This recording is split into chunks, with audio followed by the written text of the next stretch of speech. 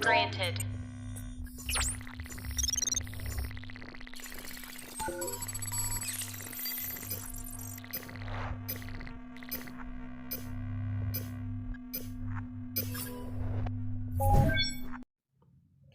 Assalamualaikum warahmatullahi wabarakatuh.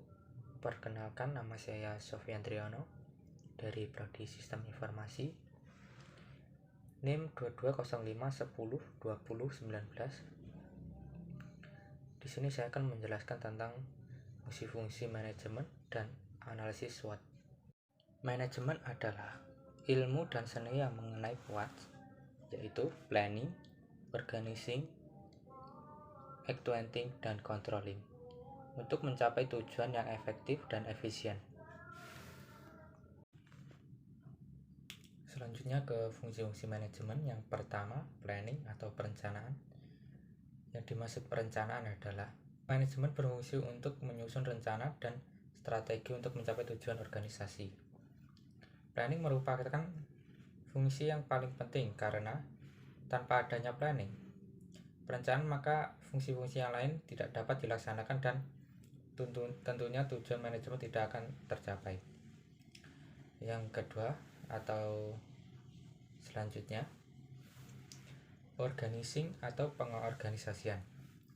Fungsi pengorganisasian adalah manajemen dalam hal pembagian tugas dan kegiatan besar menjadi kecil untuk diberikan kepada anggota sesuai dengan masing-masing anggota organisasi.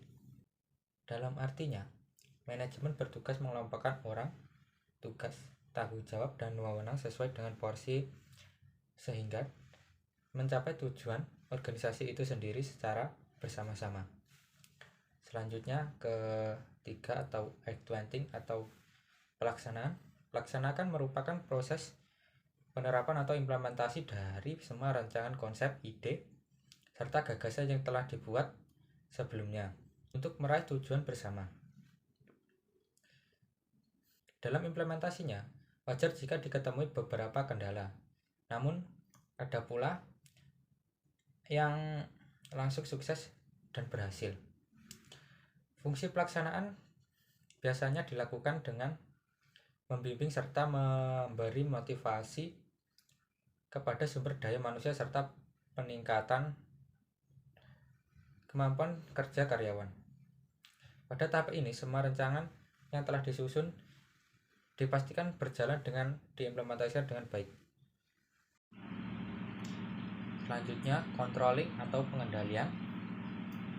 Maksudnya dengan fungsi ini adalah manajemen untuk menilai kinerja para anggota sesuai dengan standar yang telah dibuat. Kemudian melakukan perubahan dan perbaikan jika terdapat hasil penilaian yang kurang baik. Dalam hal ini, perusahaan perlu menyiapkan rencana agar fungsi ini dapat berjalan dengan baik dan efisien sehingga tidak banyak menghabiskan banyak biaya.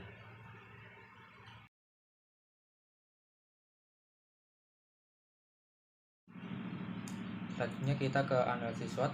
Analisis SWOT adalah suatu metode perencanaan strategis untuk mengevaluasi faktor-faktor yang berpengaruh dalam usaha mencapai tujuan, yaitu kekuatan, kelemahan, peluang, dan ancaman, baik itu dari jangka panjang maupun jangka pendek.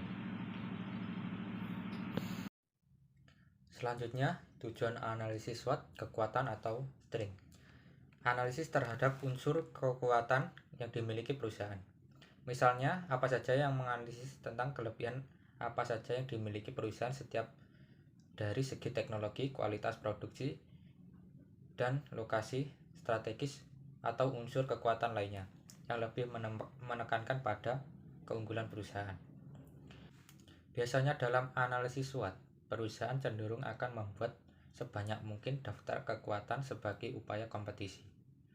Selanjutnya, kelemahan atau weakness. Selain melihat unsur kekuatan perusahaan, sangat penting untuk mengetahui apa kelemahan yang dimiliki perusahaan. Untuk mengetahui kelemahan perusahaan, bisa dengan melakukan perbandingan dengan pesaing seperti apa yang dimiliki perusahaan lain namun tidak dimiliki perusahaan Anda. Jika ingin membuat daftar kelemahan perusahaan secara lebih objektif, bisa dengan testimoni konsumen yang umumnya lebih mengetahui apa kekurangan yang dimiliki sebuah perusahaan. Selanjutnya, peluang atau opportunity. Unsur peluang biasanya dibuat pada saat awal pembangunan bisnis. Ini karena bisnis dibentuk berdasarkan peluang atau kesempatan untuk menghasilkan keuntungan.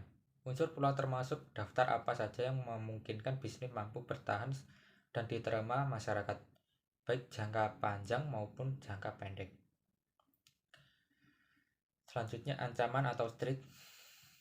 Analisis terhadap unsur ancaman sangat penting karena menentukan apakah bisnis dapat bertahan atau tidak di masa depan.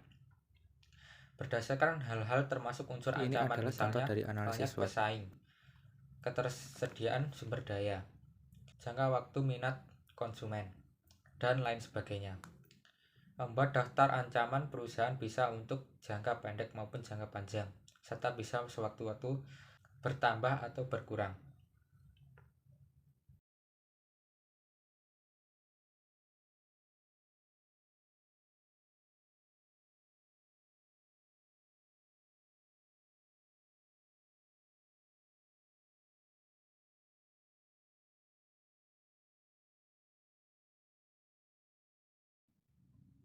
Jadi, secara umum manfaat analisis SWOT adalah: yang pertama, perusahaan menjadi lebih memahami kekuatan dan memberikan rekomendasi untuk meningkatkannya. Yang kedua, perusahaan dapat melihat suatu peluang dan dapat mempertahankan peluang. Yang ketiga, perusahaan mengetahui kelemahan dan mencari solusi untuk mengurangi kelemahan tersebut. Selanjutnya, perusahaan mengetahui potensi ancaman serta mencari solusi untuk menghindari ancaman tersebut. Sekian dari saya. Wassalamualaikum warahmatullahi wabarakatuh.